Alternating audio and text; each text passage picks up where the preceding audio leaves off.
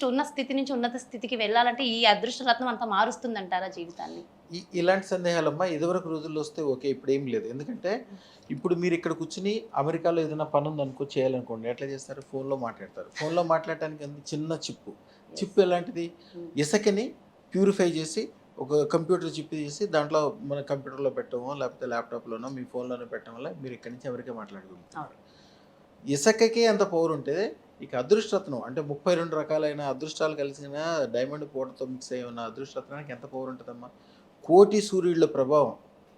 కోటి సూర్యుళ్ళ వెలుగు. మీరిందాక మనం మాట్లాడుకున్నప్పుడు అవును. ఆ డిప్రెషన్ గురించి, దాని గురించి యెస్. మాట్లాడారు. చాలా చాలా మాట్లాడారు. చాలా మంది అవును. డిప్రెషన్‌లోకెళ్ళిపోతారు. అంతా హ్మ్. అపర కుబేరులు గూడా అప్పటికప్పుడు వాళ్ళు అవును. ఆ రోజు నుంచి డౌన్ ఫాల్ అయిపోతుంటారని. హ్మ్. నా దగ్గరికి రెగ్యులర్‌గా వస్తారమ్మా అలాంటోళ్ళు పాపం.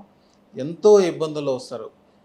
ఒకాయనైతే స్వాతంత్రం ముందు నుంచి హ్మ్. ఆయనది ఆయన మిసెస్ పేరు రాధా, ఈయన పేరు రాధాకృష్ణ. హుహు. ఈళ్ళిద్దరి పేర్లు కలిసినయి అందుకు గుర్తుంటది నాకెక్కువ.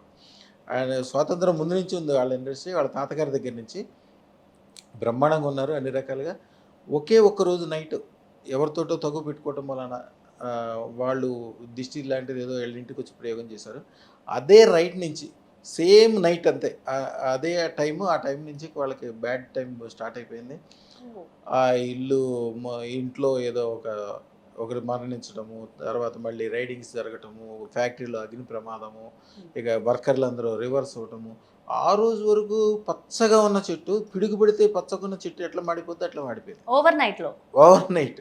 అబ్బా! ఓవర్ నైట్‌లో అయిపోయింది. ఆళ్ళు చెప్తారు నా దగ్గరికొచ్చాక, "సార్ మేము గత 8 సంవత్సరాలుగా ఎప్పుడు మేము మంచి రోజే చూడలేదండి. హ్మ్. మీ దగ్గరికొచ్చాము, అదృష్టం పెట్టుకున్నాము. పెట్టుకున్న తర్వాత కరెక్ట్‌గా మా దగ్గర పెట్టుకున్నప్పుడే వాళ్ళకి ఎక్కడి నుంచో గవర్నమెంట్ నుంచి ఒక ఫోనొచ్చింది. అంటే వాళ్ళు